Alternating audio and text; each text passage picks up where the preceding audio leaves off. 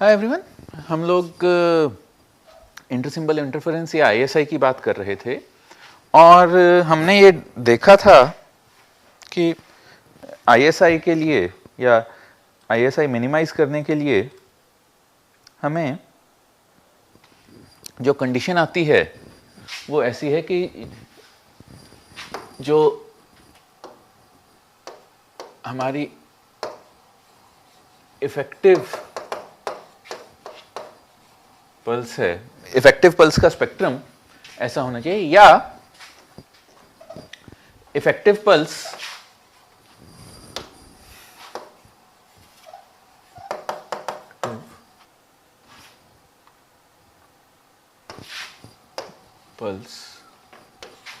QF की copies और QF खुद ऐसे होने चाहिए कि पीरियड, फ्रीक्वेंसी डोमेन का पीरियड 1/TS के साथ बनाया गया, पीरियड 1/TS के साथ बनाया गया QF का पीरियोडिक एक्सटेंशन, 1/TS के साथ बनाया गया QF का पीरियोडिक एक्सटेंशन कांस्टेंट T पर रहे। पीरियड F के साथ बनाया गया QS का पीरियोडिक एक्सटेंशन कांस्टेंट T पर रहे। तो इसके लिए हमने देखा था कि, और यहां हमने देखा था कि जब ऐसा होता है तब जो पहला केस है, अगर चैनल बैंडविड्थ W है, तो अगर 1/TS से कम है, अगर 2W 1/TS से कम है या सिग्नल की अपनी बैंडविड्थ, हम अभी के लिए मानकर चल रहे हैं कि सिग्नल की अपनी बैंडविड्थ अप्रॉक्सीमेटली 1/TS होती है, वो कैसे निकाला जाएगा उस पर भी हम आएंगे। तो या सिग्नल की अपनी बैंडविड्थ अगर 2W से है, तब ऐसा कोई QF नहीं हो सकता जो इक्वेशन 1 को सेटिस्फाई करे। तो इस इक्वेशन को मैं इक्वेशन 1 कह देता हूं, ये इक्वेशन 1 है। तब ऐसा कोई QF नहीं हो सकता जो इस इक्वेशन 1 को सेटिस्फाई करे, जो इक्वेशन 1 को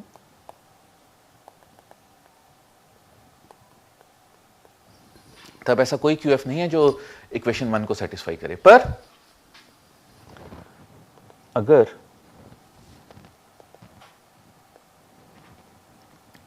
W इक्वल्स 1/TS है, तब QF की कॉपीज, तब QF की कॉपीज, जो फ्रीक्वेंसी डोमेन में QF की कॉपीज बन रही हैं, वो 1/TS या 2W से ही अलग अलग होंगी। तब QF की कॉपीज 1/TS या 2W से ही अलग अलग होंगी। तो क्योंकि उनके बीच का डिस्टेंस 2W है, तो अगर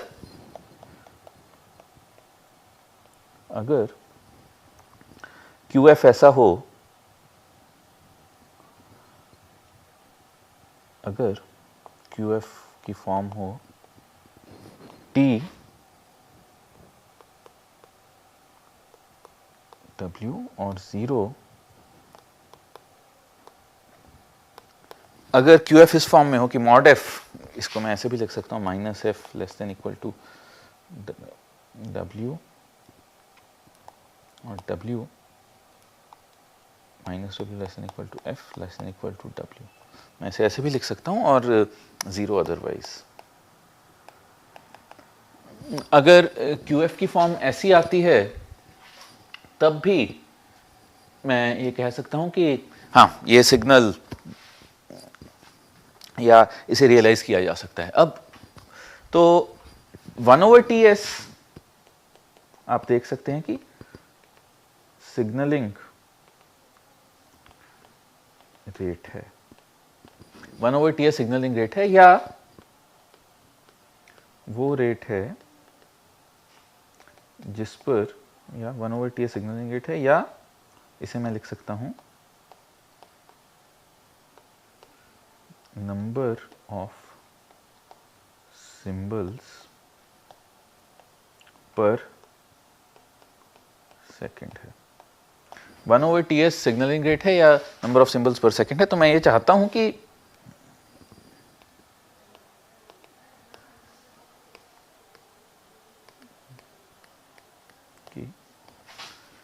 1/TS अधिक से अधिक हो या TS कम से कम हो। मैं चाहता हूं कि 1/TS अधिक से अधिक हो, ज़्यादा से ज़्यादा हो, या TS कम से कम हो। पर इस इक्वेशन से हमें TS पर एक हार्ड लिमिट मिल गई है कि TS पर इक्वेशन 1 से हमें TS पर एक हार्ड लिमिट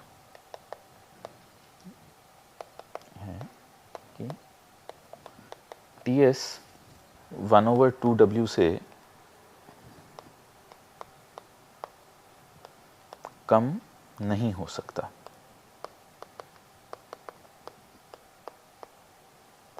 TS 1/2W से कम नहीं हो सकता। तो हमें TS पर एक हार्ड लिमिट मिल गई है कि TS 1/2W से कम नहीं हो सकता। तो अब क्योंकि TS 1/2W से कम नहीं हो सकता, अब हमें चाहिए कि TS 1/2W से ज़्यादा हो।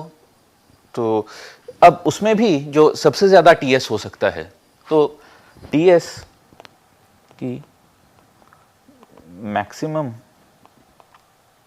वैल्यू हो सकती है 1/2W। TS की मैक्सिमम वैल्यू हो सकती है 1/2W। तो TS को 1/2W होने के लिए हमने देखा है कि, या हमने ये दिखाया है कि TS अगर 1/2W है तो उसके लिए QF की केवल एक ही फॉर्म चलेगी, क्योंकि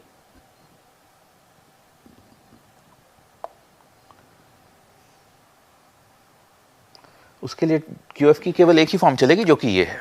तो इसका मतलब क्या हुआ? QF की केवल एक फॉर्म है, मतलब हमें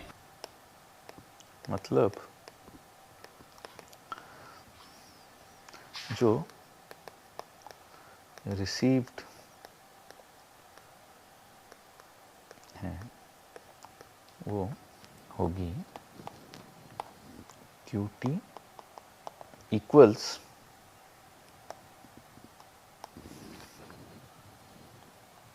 inverse Fourier transform of QF। ये हुआ -इन्फिनिटी से infinity TS U F minus F plus W minus U W unit step J 2 pi F T DF। तो माइनस TS से, सॉरी माइनस W से W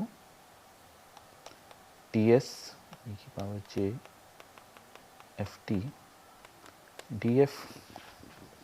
ये तो ये आप हमने सिग्नल सिस्टम्स के इतने एग्जांपल्स कर लिए हैं, देख सकते हैं कि ये आएगा सिंक टी बाई टी, ये आएगा सिंक टी बाई टी। अब तो हमें अगर नाइक्विस्ट रेट, तो ये नाइक्विस्ट सिग्नलिंग रेट है, नाइक्विस्ट रेट ही है, आप देख सकते हैं ये सैम्पलिंग के साथ जो पिछले पार्ट में हमने सैम्पलिंग किया था काफ़ी हद तक उसके जैसा ही है। तो जैसा हमने सैम्पलिंग किया था अगर आपको वैसा ही सिग्नलिंग करनी है या जो नाइक्विस्ट रेट सिग्नलिंग है, तो सिग्नलिंग का नाइक्विस्ट रेट अगर आपको अचीव करना है तब आप, अगर आपको सिग्नलिंग का नाइक्विस्ट रेट अचीव करना है तब आप की इफेक्टिव पल्स शेप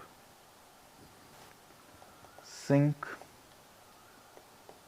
फंक्शन जैसी होनी चाहिए, तब आपकी effective pulse shape sinc function जैसी होनी चाहिए। पर ये उतना आसान नहीं है, इसके दो कारण हैं। एक है, पहला है सिंक टी बाई टी असल में होता है साइन पाई टी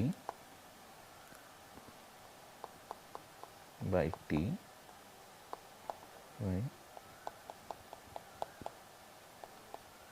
ये सिंक पाई टी ये होता है। तो इसमें जो पहली प्रॉब्लम है वो ये है कि ये नॉन कॉजल या ये वेवफॉर्म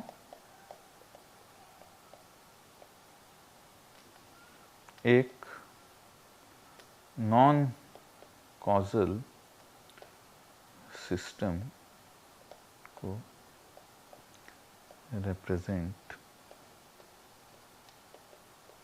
क्योंकि इस वेवफॉर्म को हमें इवेंचुअली ट्रांसमिट और रिसीव फिल्टर के इम्पल्स रिस्पॉन्सेज से ही इम्प्लीमेंट करना होगा। तो क्योंकि इस वेवफॉर्म को हमें ट्रांसमिट और रिसीव सिस्टम्स के, या क्यों अब ये ट्रांसमिट और रिसीव फिल्टर्स के कॉन्वोल्यूशन का आउटपुट है, ये दो सिस्टम्स के इनपुट या दो सिस्टम्स के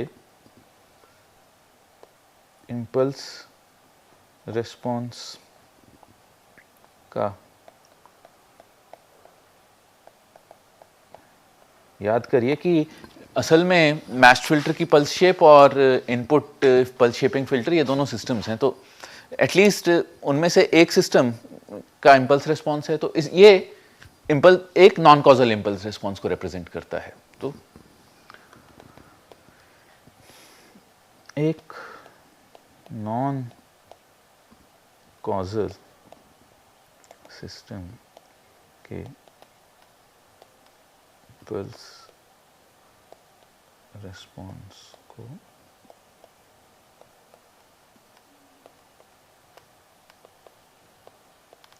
तो ये एक नॉन कॉजल सिस्टम के इम्पल्स रिस्पॉन्स को रिप्रेजेंट करता है। एक दूसरा,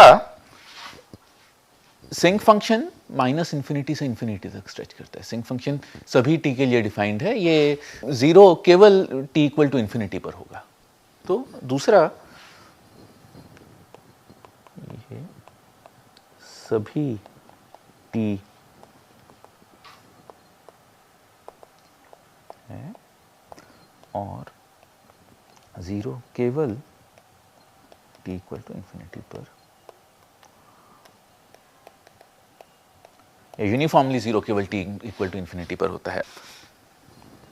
अब जो इस सिंक फंक्शन की अच्छी बात है वो है सिंक या sine pi T by T S divide by T S, ये limit T tends to zero. अब जो इसका सैम्पल्ड फॉर्म आएगा, क्यू टी ये है, क्यू एन टी एस होगा sine pi N T S by sine pi N divided by pi N. तो ये आप देख सकते हैं n इक्वल टू 0 पर limit n tends to 0 sine pi n by pi n ये 1 होगा और n इक्वल टू 1 पर sine pi divided by pi, sine pi 1 0 होता है, साइन 2 पाई भी 0 होता है, तो 0 n इक्वल टू 2 पर 0 n इक्वल टू -1 पर 0। तो ये sinc function ISI 0 ISI condition को सेटिस्फाई कर रहा है। अब देख सकते हैं कि ये सिंक फंक्शन ये 0 ISI कंडीशन को सेटिस्फाई कर रहा है, पर उसके साथ ही एक तो इसको रियलाइज करने के लिए जो फिल्टर्स लगेंगे वो नॉन कॉजल होंगे, दूसरा ये इन्फिनिटी तक स्ट्रेच करता है, तो आप उन फिल्टर्स का डिलेड वर्जन नहीं इंप्लीमेंट कर सकते, क्योंकि नॉन कॉजल सिग्नल्स को या नॉन कॉजल इंपल्स रिस्पॉन्स को इंप्लीमेंट करने का एक तरीका ये होता है कि आप एक डिले डाल दें जिससे कि वो सिस्टम कॉजल बन जाए, पर यहां पर आप वो भी नहीं कर सकते क्योंकि ये इन्फिनिट स्ट्रेच इन्फिनिट है। तो आप इस नॉन कॉजल सिस्टम या इस नॉन कॉजल सिस्टम को इंप्लीमेंट करना उस इन्फिनिट स्ट्रेच के कारण संभव नहीं है। तो सिंक फंक्शन 0 ISI का आइडियल सॉल्यूशन है। सिंक फंक्शन 0 ISI के लिए आइडियल या आदर्श सॉल्यूशन है। सिंक फंक्शन 0 ISI के लिए आइडियल या आदर्श सॉल्यूशन है, पर क्योंकि ये सिंक फंक्शन 0 ISI के लिए आइडियल सॉल्यूशन है तो इसे इंप्लीमेंट करने में कुछ प्रॉब्लम्स हैं जो कि ये दोनों हैं। तो अब हम क्या करें? नेचुरली अब तीसरा ऑप्शन है कि अगर TS 1/2W से बड़ा है, अब TS अगर 1/2W से बड़ा है, तब QF की कॉपीज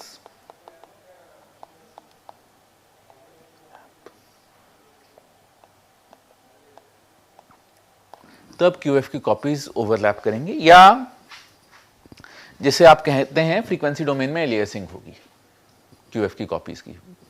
सैम्पलिंग में आपको एलियासिंग नहीं चाहिए, यहां आपको एलियासिंग चाहिए, तब QF की कॉपीज ओवरलैप करेंगी। अब जब QF की कॉपीज ओवरलैप करेंगी तो इक्वेशन 1 के लिए, इक्वेशन 1 में अगर मैं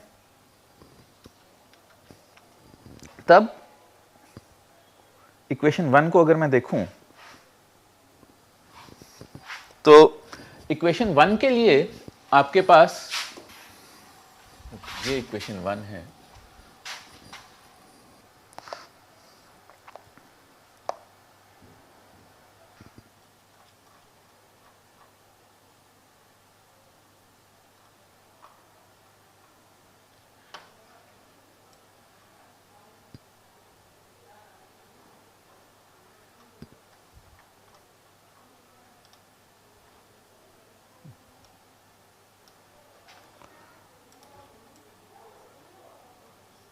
तब इस इक्वेशन 1 के लिए आपके पास इन्फिनिट सॉल्यूशंस हैं।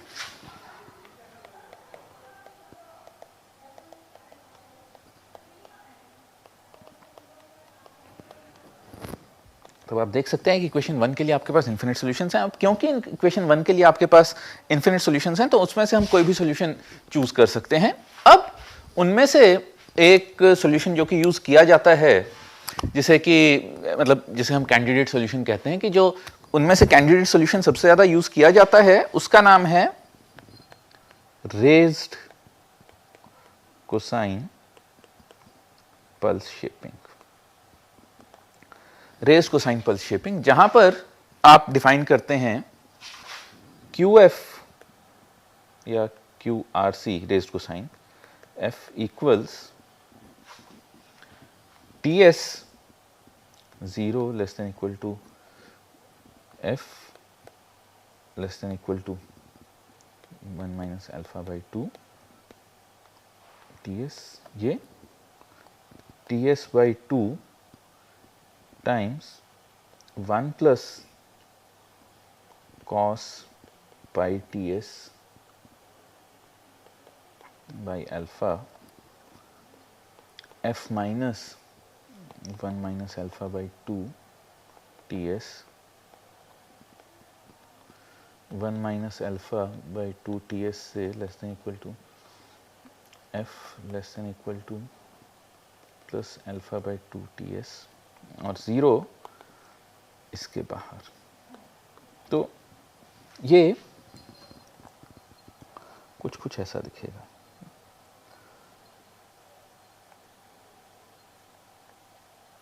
One minus alpha by 2 ts तक कांस्टेंट है, उसके बाद ये कोसाइन फंक्शन की तरह 0 होगा धीरे धीरे।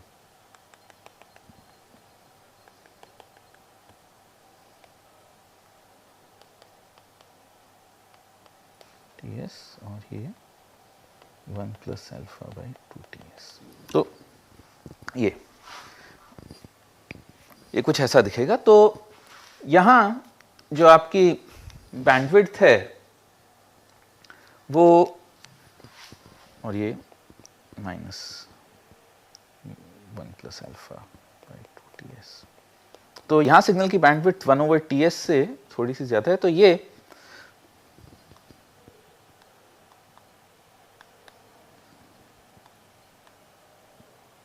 One plus alpha by 2 ts। तो आप ये देख सकते हैं कि सिग्नल की बैंडविड्थ 1 प्लस अल्फा बाई, तो आप का सिग्नलिंग रेट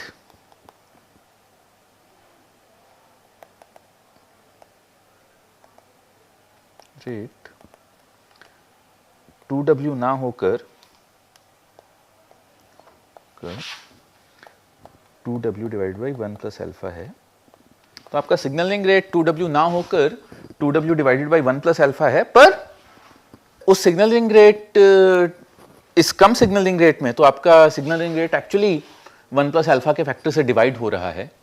तो अल्फा इक्वल टू 0 के लिए आप देख सकते हैं कि ये नाइक्विस्ट सिग्नलिंग बन जाएगी, और अल्फा इक्वल, जैसे आप अल्फा को बढ़ाते जाएंगे वैसे वैसे तो आपका सिग्नलिंग रेट कम हो जाएगा। तो ये एक सिंबल द्वारा ली गई बैंडविड्थ, ये एक सिंबल द्वारा ली गई बैंडविड्थ है, और जो उस सिंबल द्वारा ली गई बैंडविड्थ है वो जैसे जैसे अल्फा बढ़ता जाएगा वैसे वैसे वो सिंबल द्वारा ली गई बैंडविड्थ सिग्नलिंग रेट के साथ, सेम सिग्नलिंग रेट के लिए उस सिंबल द्वारा ली गई बैंडविड्थ बढ़ती जाएगी, या जैसे जैसे अल्फा बढ़ता जाएगा आपका सेम बैंडविड्थ में अलाउड सिग्नल रेट कम होता जाएगा। जैसे अल्फा बढ़ता जाएगा सेम बैंडविड्थ का सिग्नलिंग रेट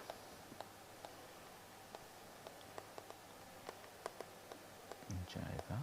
और प्रैक्टिकली हम मोस्टली अल्फा को 1 लेते हैं, तो अल्फा इक्वल टू 1 या signalling rate equals 1 over bandwidth, जो अप्रॉक्सीमेशन हम अब तक यूज करते हैं, हम अब तक की अप्रॉक्सीमेशन बिना प्रूफ के यूज करते हैं। इसके अलावा भी दूसरे प्रूफ्स हैं, या इसके अलावा भी सिग्नल स्पेक्ट्रल एनालिसिस पर डिस्कशन है जो कि मैं टाइम के इंटरेस्ट में स्किप कर रहा हूं, पर हम प्रैक्टिकली अल्फा इक्वल टू 1 लेते हैं और रेज़्ड कोसाइन पल्स शेपिंग ही यूज करते हैं। तो अब रेज़्ड कोसाइन पल्स शेपिंग के लिए आप दिखा सकते हैं फूरियर ट्रांसफॉर्म अपने आप लेकर कि जो इसका time domain effective impulse response है वो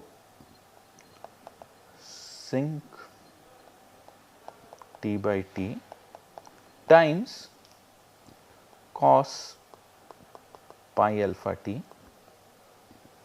by t ts by 1 minus alpha square T square by T S square, ये आता है। तो इसका इम्पल्स रिस्पॉन्स इस फॉर्म में आता है, जिसे कि प्रैक्टिकली इम्प्लीमेंट किया जा सकता है, क्योंकि ये एक कॉस से भी मल्टीप्लाइड है।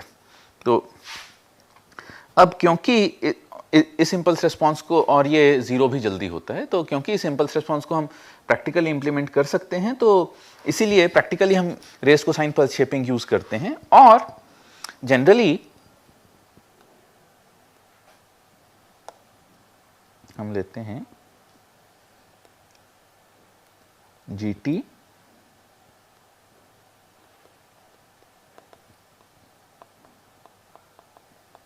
equals square root of